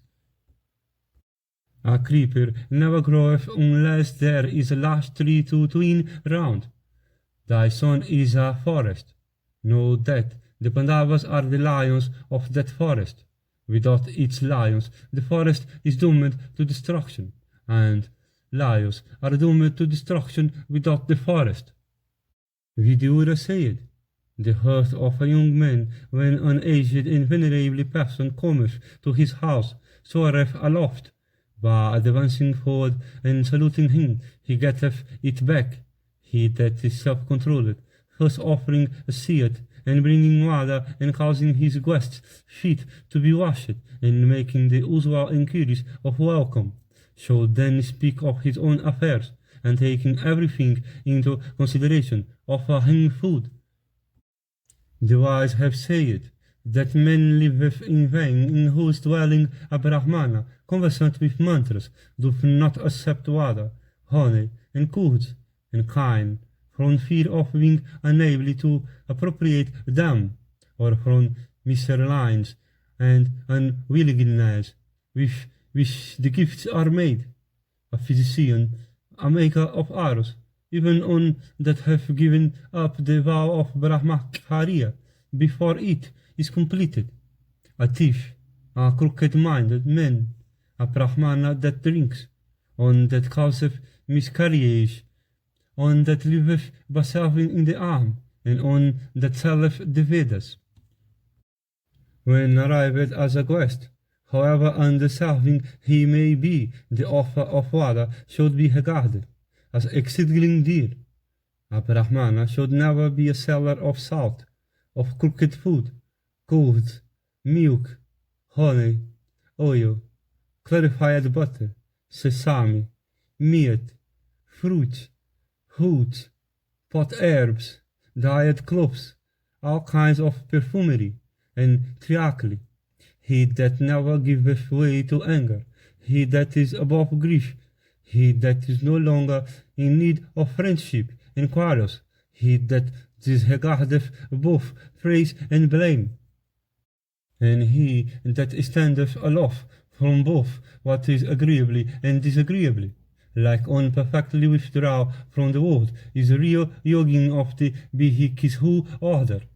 That virtuous ascetic who liveth on rice growing wild, or roots, or pot herbs, who have his soul under control, who careful keepeth his fire for worship, and dwelling in the woods is always regardful of guests, is the foremost of his brotherhood.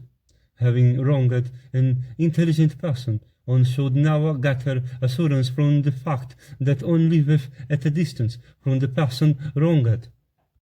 Long are the arms which intelligent persons have, by which they can return wrongs for wrongs done to them. One should never put trust on him who should not be trusted, nor put too much trust on him who should be trusted. For the danger that ariseth from one having reposed trust on another cutteth off on very roots. One should renounce envy, protect own wives, give to others what is their due, and be agreeably in speech. One should be sweet-tongued and pleasant in his address as regards own wives, but should never be their slave. It hath been said that wives that are highly blessed and virtuous, worthy of worship, and the ornaments of their homes, are really embodiments of domestic prosperity. They should, therefore, be protected particularly.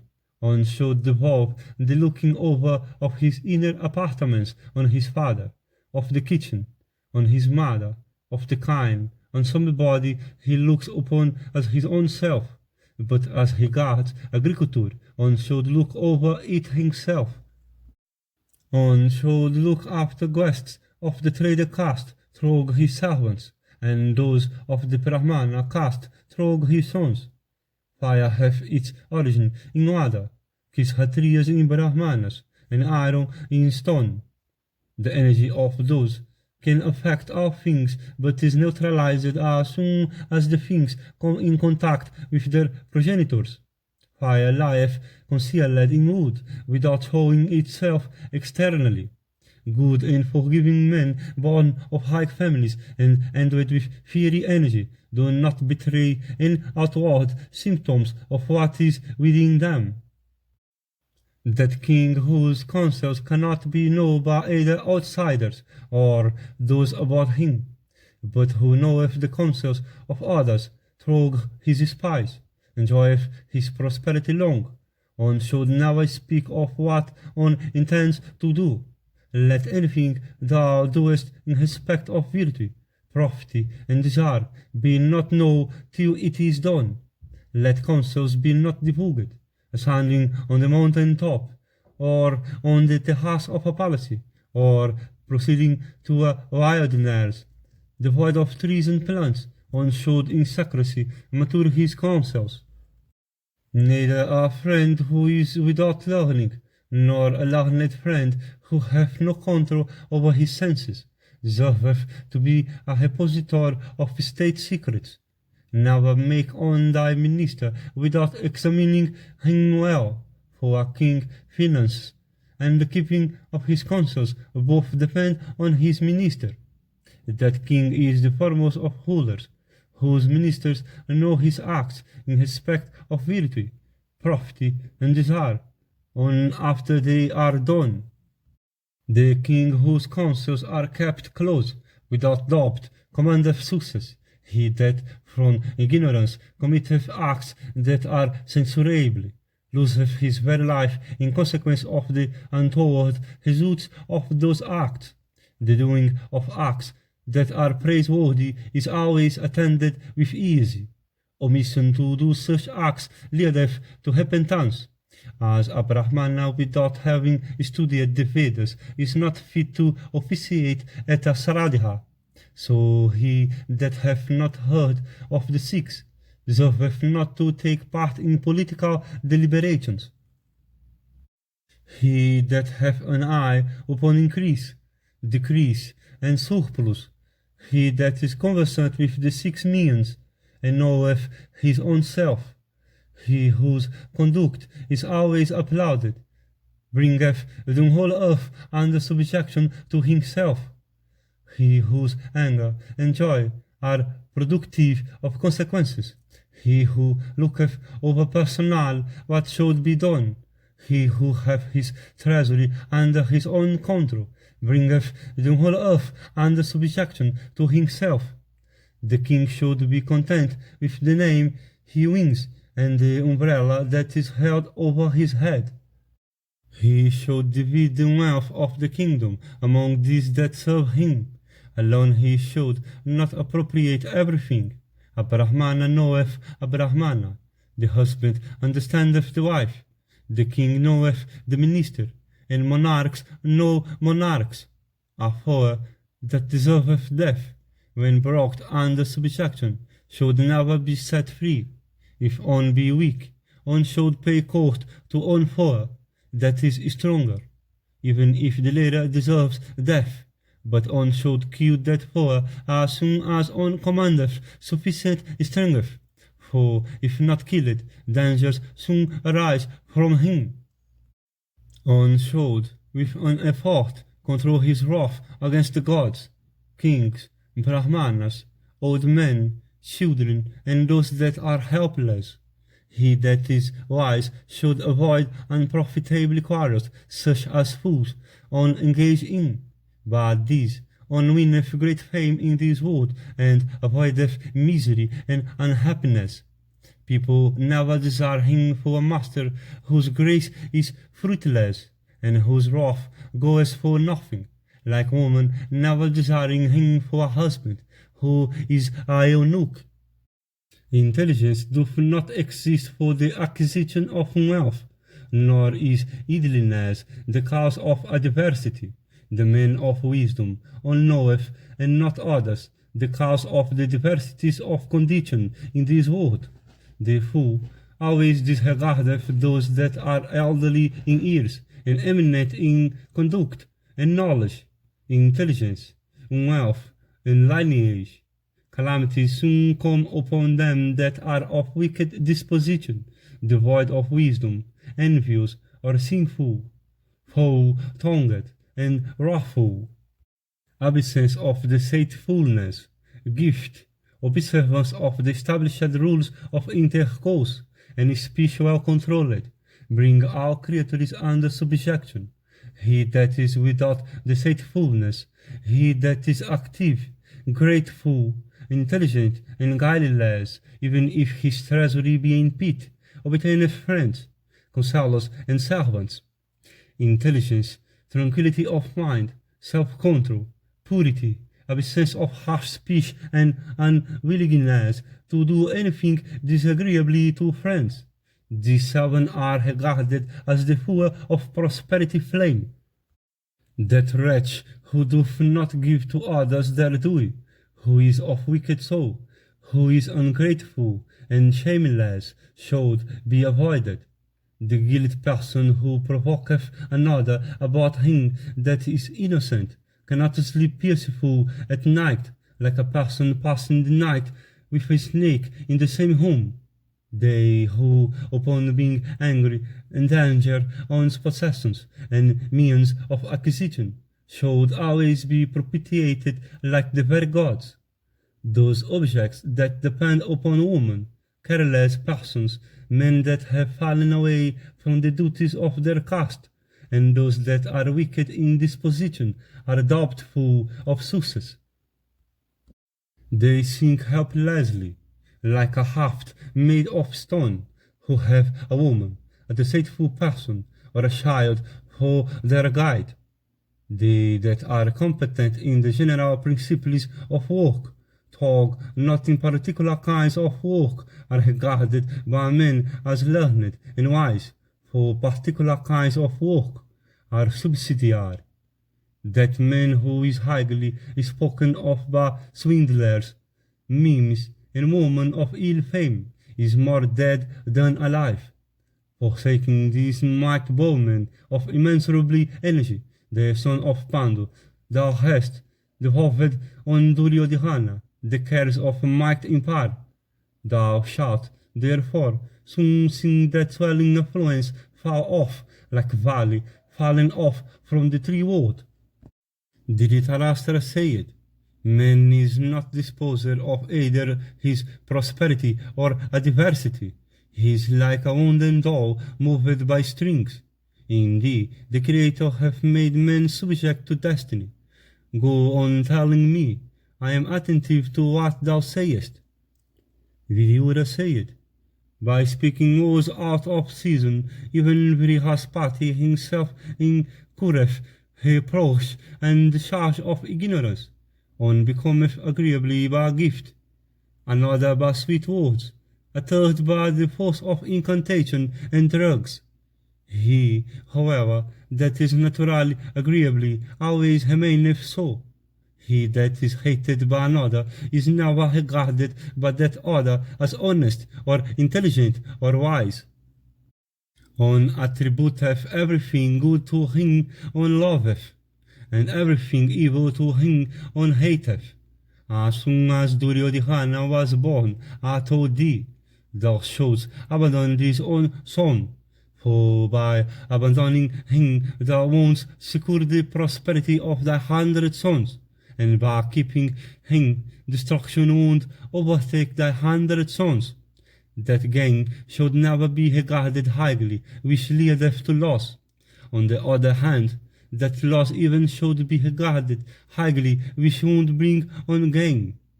That is no loss, which bringeth on gain. That, however, should be reckoned as loss which is certain to bring about greater losses still. Some become eminent in consequence of good qualities, others become so in consequence of wealth. Avoid them that are eminent in wealth, but destitute of good qualities.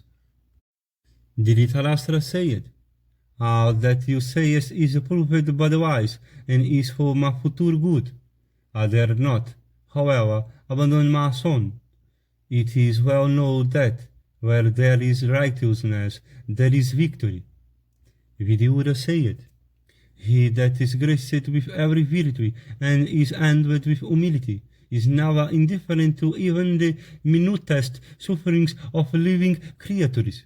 They, however, that are ever employed in speaking ill of others, always strive with activity in quarreling with one another, and in all matters calculated to give pain to others. There is sin in accepting gifts from, and danger in making gifts to them, whose very sight is inauspicious, and whose companionship is fraught with danger. they that are quarrelsome, covetous, shameless, deceitful, are known as unrighteous, and their companionship should always be avoided. One should avoid those men that are endowed with similar faults of a grave nature. When the occasion that caused the friendship is over, the friendship of those that are low, the beneficial result of that connection, and the happiness derivably from it, all come to an end. They then strive to speak ill of their friend, and endeavor to inflict loss on him. And if the loss they sustain be even very small, for all that they, from want of self-control, fail to enjoy peace. He that is learned, examining everything careful and reflecting well, should, from a distance, avoid the friendship of vile and wicked-minded persons, such as these. He that helpeth his poor and wretched and helpless relatives, obtains children and animals, and enjoyeth prosperity that knoweth no end. They that desire their own benefit should always succor their relatives. By every means, therefore, do thou seek the growth of thy haste. Prosperity will be thine, if thou behavest well towards all thy relatives. Even relatives that are destitute of good qualities should be protected. How much more, therefore, should they be protected that are endowed with every virtue, and are humbly expectant of thy favours. Favour thou the heroic sons of Pandu, and let a few villages be assigned to them for their maintenance. By acting thus, fame will be thine in this world. Thou art old, thou shalt therefore control thy sons. I should say what is for thy good. Know me as one that wishes well to thee. He that desireth his own good should never quarrel with his relatives. Happiness should ever be enjoyed with own relatives, and not without them. To eat with one another, to talk with one another, and to love one another are what relatives should always do. They should never quarrel. In this world, it is the relatives that rescue, and the relatives that ruin. Those amongst them that are righteous rescue, while those that are unrighteous sink. Be thou righteous in thy conduct towards the sons of Pandu.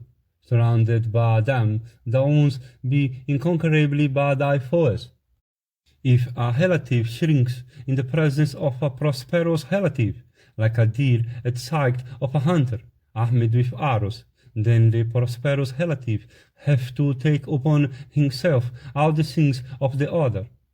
Repentance will be thine, when in future thou wilt hear of the death of either the Pandavas or thy sons. When life itself is unstable, one should in the very beginning avoid that act in consequence of which one would have to indulge in regrets having entered the chamber of war. True it is that a person other than Bhargava, the author of the science of morality, is liable to commit actions that go against morality. It is seen, however, that a just notion of consequence is present in all persons of intelligence. Thou art an aged scion of Kuru race. If Duryodhana inflicted these wrongs on the sons of Pandu, it is thy duty to undo them all, reinstating them in their position. Thou wilt, in this world, be cleansed of all thy sins, and be an object of worship with even those that have their souls under control. Reflecting on the well-spoken words of the wise according to their consequences, he that engageth in acts never loseth fame. The knowledge imparted by even men of learning and skill is imperfect, for that which is thought to be inculcate is ill understood, or, if understood, is not accomplished in practice. That learned person who never doth an act, the consequences of which are sin and misery, always groweth. the person of wicked soul, who from folly pursueth his sinful course, commenced before, falleth into a slough of deep miry. He that is wise should ever keep in view the six conducts by which counsels become divulged, and he that desireth success and a long dynasty should ever guard himself from those six. They are intoxication, sleep, inattention to spice, set over one by another, one's own demeanor as dependent on the working of one's own heart, confidence reposed on a wicked counselor, and unskilful advice. Knowing these six doors, he that keepeth them shut while pursuing the attainment of virtue, profit, and desire, succeedeth in standing over the heads of his foes, without an acquaintance with the Scriptures, and without waiting upon the oath. Neither virtue nor profit can be known by persons blessed even with the intelligence of Vrihaspati. A thing is lost if cast into the sea. Words are lost if addressed to one that listens not. The Scriptures are lost on one that hath not his soul under control. And a libation of clarified butter is lost if poured over the ashes left by fire that is extinguished. He that is endowed with the intelligence maketh friendships with those that are wise, having first examined by the aid of his intelligence, repeatedly searching by his understanding, and using his ears, eyes, and judgment.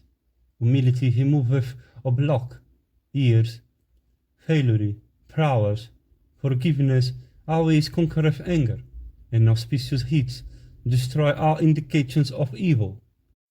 One's lineage is tested by his objects of enjoyment, place of birth, house, behavior, food, and dress. When an object of enjoyment is available, even that one who hath attained emancipation is not unwilling to enjoy. What, again, need be said of him that is yet wedded to desire? A king should cherish a counselor that worshipeth persons of wisdom, is endowed with learning, virtue, agreeable appearance, friends, sweet speech, and a good heart. Whether of low or high birth, he who doth not transgress the rules of polite intercourse, who hath an eye on virtue, who is endowed with humility and modesty, is superior to 100 persons of high birth. The friendship of those persons never cooleth, whose hearts secret pursuits and pleasures and acquirements accord in every respect. He that is intelligent should avoid an ignorant person of wicked soul, like a pit whose mouth is covered with grass, for friendship with such a person can never last. The men of wisdom should never contract friendship with those that are proud, ignorant, fierce, harsh, and fallen off from righteousness. He that is grateful, virtuous, truthful, large-hearted, and devoted, and he that hath his senses under control, preserveth his dignity, and never forsaketh a friend, should be desired for a friend. The withdrawal of the senses from their respective objects is equivalent to death itself. Their excessive indulgence, again, wound the very gods. Humility, love of all creatures, forgiveness, and respect for friends, these the learned have said, length life. He who, with a firm resolution, striveth to accomplish by virtuous policy purposes that have once been frustrated, is said to possess real manhood. That man attaineth all his objects, who is conversant with remedies to be applied in the future, who is firmly resolved in the present, and who could anticipate in the past how an act begun would end. that which a man pursueth in word, deed, and thought, winneth him for its own. Therefore, one should always seek that which is for his good. Effort after securing what is good, the properties of time, place, and means, acquaintance with the scriptures, activity, straightforwardness, and frequent meetings with those that are good. These bring about prosperity. Perseverance is the root of prosperity, of gain, and of what is beneficial. The man that pursueth an object with perseverance and without giving it up in vexation is real great, and enjoyeth happiness that is unending. There is nothing more conducive of happiness and nothing more proper for a man of power and energy as forgiveness in every place and at all times. He that is weak should forgive under all circumstances. He that is possessed of power should show forgiveness from motives of virtue, and he to whom the success or failure of his objects is the same is natural forgiving. That pleasure, the pursuit of which doth not injure one's virtue and profit, should certainly be pursued to one's field. One should not, however, act like a fool by giving free indulgence to his senses.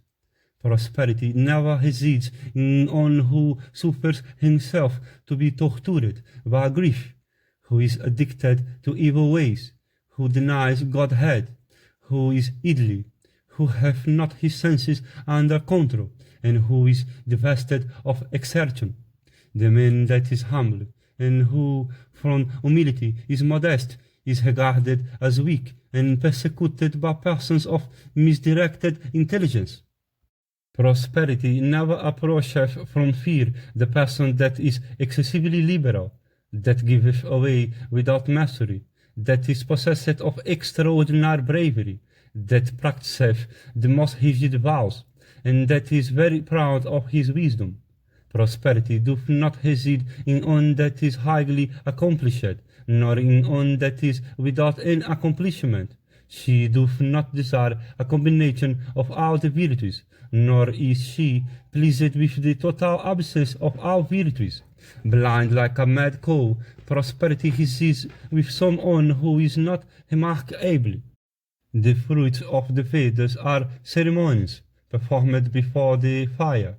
The fruits of an acquaintance with the scriptures are goodness of disposition and conduct. The fruits of woman are the pleasures of intercourse and offspring, and the fruits of wealth are enjoyment and charity. He that performeth acts tending to secure his prosperity in the other world, with wealth acquired sinfully, never heapeth the fruits of these acts in the other world, in consequence of the sinfulness of the acquisitions. In the midst of deserts, or deep woods, or inaccessibly fastnesses, amid all kinds of dangers and alarms, or in view of deadly weapons upraised for striking him, he that hath strength of mind entertaineth no fear. Exertion, self-control, skill, carefulness, steadiness, memory, and commencement of acts after mature deliberation. Know that these are the roots of prosperity. Austerities constitute the strength of ascetics. The Vedas are the strength of those conversant with them. In envy lieth the strength of the wicked, and in forgiveness the strength of the virtuous. These egg, water, roots, fruits, milk, clarified butter, the desire of a Brahmana, the command of a preceptor, and medicine are not destructive of a vow. That which is antagonistic to one's own self should never be applied in respect of another. Briefly, even this is virtue. Other kinds of virtue there are, but these proceed from caprice. Anger must be conquered by forgiveness, and the wicked must be conquered by honesty. The miser must be conquered by liberality, and falsehood must be conquered by truth. One should not place trust on a woman, a swindler, an idle person, a coward, one that is fierce, one that boasts of his own power, a thief, an ungrateful person, and an atheist. Achieve man's period of life, fame, and power. These four always expand in the case of him that respectful saluteth his superiors, and waiteth upon the oath. Do not set thy heart after these objects which cannot be acquired except by very painful exertion, or by sacrificing righteousness, or by bowing down to an enemy. A man without knowledge is to be pitied. An act of intercourse that is not fruitful is to be pitied. The people of a kingdom that are without food are to be pitied, and a kingdom without a king is to be pitied. These constitute the source of pain and weakness to embodied creatures, the rains, decay of hills and mountains, absence of enjoyment, anguish of woman, and worthy arrows of the earth. The escutam of the Vedas is want of stud, of Brahmanas, absence of vows, of the earth, the Valhikas, of men, untruth, of the chaste woman, curiosity, of woman, exile from home. The escutam of gold is silver, of silver, tin, of tin, lead, and of lead, useless dross. One cannot conquer sleep by lying down, woman by desire, fire by fuel, and wine by drinking. His life is crowned with success, who hath won his friends by gifts, his foes impiety, and wife by food and drink. They who have thousands live, they who have hundreds also live. Forsake desire. There is none who cannot manage to live by some means or other. Thy paddy, wheat, gold, animals, and women that are on earth are cannot satiate even one person. Reflecting on these, they that are wise never grieve for want of universal dominion. I again tell thee, adopt an equal conduct towards thy children, towards the sons of Pandu, and thy own sons.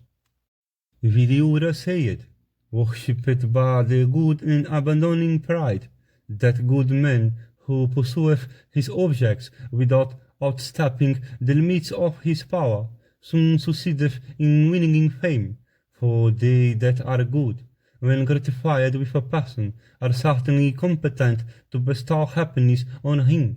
He that forsaketh of his own accord even a great object, owing to its being fraught with unrighteousness, liveth happily, casting off our woes, like a snake that hath cast off its slug.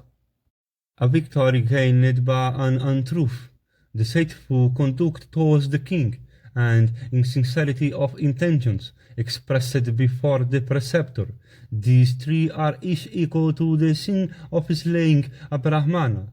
Excessive envy, death, and boastfulness are the causes of the destruction of prosperity. Carelessness in waiting upon preceptor, haste, and boastlessness are the three enemies of knowledge. Idleness, inattention, confusion of the intellect, hastelessness, gathering for killing time, haughtiness, pride, and covetousness. These seven constitute, it saith, the force of students in the pursuit of learning. How can they that desire pleasure have knowledge? Students, again, engaged in the pursuit of learning, cannot have pleasure. Votaries of pleasure must give up knowledge, and votaries of knowledge must give up pleasure. Fire is never gratified with fuel. The great ocean is never gratified with the rivers it saves. Death is never gratified even with entire living creatures. A beautiful woman is never gratified with a number of men. Hope killeth patience, yama killeth growth, anger killeth prosperity, Misirlins killeth fame, absence of tending killeth cattle. An angry Brahmana destroyeth an whole kingdom. Let goats, brass, silver, honey, antidotes of poison, birds, Brahmanas versed in the Vedas, old relatives and men of high birth sunk in poverty, be always present in thy house. Manu have said that goats, bull, sandal, lilies, mirrors, honey, clarified butter, iron, copper, conch shells, salagram, and gorokhana should always be kept in one's house for the worship of the gods. Brahmanas and guests, for all those objects are auspicious, and impart to thee another sacred lesson, productive of great fruits, and which is the highest of all teachings. Virtue should never be forsaken from desire, fear, or temptation, nay, nor for the sake of life itself. Virtue is everlasting. Pleasure and pain are transitory. Life is everlasting, but its particular phases are transitory. Forsaking those which are transitory, betake thyself to that which is everlasting, and let contentment be thine, for contentment is the highest of all acquisitions. Behold, illustrious and mighty kings, having ruled lands, abounding with wealth and corn, have become the victims of the universal destroyer, leaving behind their kingdoms and vast sources of enjoyment. The son brought up with anxious care, when dead, is taken up and carried away by men, with the dishevelled hair and crying piteously. They then cast the body into the funeral pit, as if it were a piece of wood. Others enjoy the deceased's wealth, while birds and fire feast on the elements of his body. With two only he goeth to the other world. His merits and his sins, which keep him company, throwing away the body, relatives, friends, and sons retrace their steps, like birds abandoning trees without blossoms and fruit. The person cast into the funeral pit is followed only by his own acts. Therefore should men careful and gradually earn the merit of righteousness in the world above these, and also in that beyond these. There are regions of great gloom and darkness. Know that those are regions where the senses of men are exceedingly afflicted. Let not any of those places be thine. Careful listening to these words. If thou canst act according to them, thou wilt obtain great fame in this world of men, and fear will not be thine here or hereafter. The soul is spoken of as a river. Religion's merit constitutes its sacred baths, truth its water, self-control its banks, kindness its waves. He that is righteous purifieth himself by a bath therein, for the soul is sacred, and the absence of desire is the highest merit. Life is a river, whose waters are the five senses, and whose crocodiles and sharks are desire and anger. Making self-control thy haft, cross thou its edges, which are represented by repeated births. Worshipping and gratifying friends that are eminent in wisdom, virtue, learning, and ears. He that asketh their advice about what he should do and should not do is never misled. One should restrain one's lust and stomach by patience, one's hands and feet by one's eyes and ears by one's mind, and one's mind and words by one's acts. That Brahmana who never omitteth to perform his ablutions, who always weareth his sacred thread, who always attendeth to the study of the Vedas, who always avoideth food that is unclean, who telleth the truth and performeth acts in honor of his preceptor, never falleth off from the region of Brahma. having studied the Vedas, poured libations into fire, performed sacrifices, protected subjects, sanctified his soul by drawing weapons for protecting kine and brahmanas, and died on the field of battle, the Kshatriya attaineth to heaven. Having studied the Vedas and distributed in proper time his wealth among brahmanas, Kshatriyas, and his own dependents, and inhaled the sanctified smoke of the three kinds of fires, the Vaisya enjoyeth heavenly bliss in the other world. Having properly worshipped brahmanas, Kshatriyas, and Vaisyas in due order, and having burnt his sins by gratifying them, and then peaceful casting off his body, the Sudra enjoyeth the bliss of heaven. The duties of the four orders are thus set forth before thee. Listen now to the reason of my speech as I discourse it. Yudhishthira, the son of Pandu, is falling off from the duties of the Kshatriya order. Place him, therefore, in a position to discharge the duties of kings. Dhritarastra said, It is even so as thou always teachest me. My heart also inclineth that very way of which thou tellest me. Our talk, I incline in my mind towards the Pandavas, even as thou teachest me to do. Yet as soon as I come in contact with Duryodhana, it turneth off in a different way. No creature is able to avert fate. Destiny, I think, is certain to take its course. Individual exertion is futile.